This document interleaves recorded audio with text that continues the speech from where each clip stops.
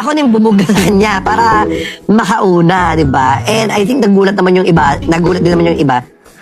Parang baliktad.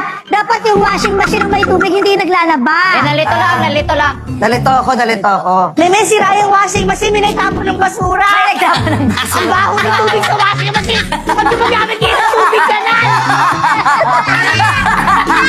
Bakit sila washing machine? Parang tubig ka na lang ginamit. Ba't ganun kaya pala yung damit kahit amoy ba ng tubig? Ang baho kahit may down, may amoy bulok yung damit. Ano ka pala ginamit ng tubig ng washing machine? Sorry. Sino ba lalagyan ng tubig sa washing machine? Sorry. Ako pa rin ba? Ito yung washing machine. Ay, Hindi, siya yung washing machine eh. Sige, lahat mo.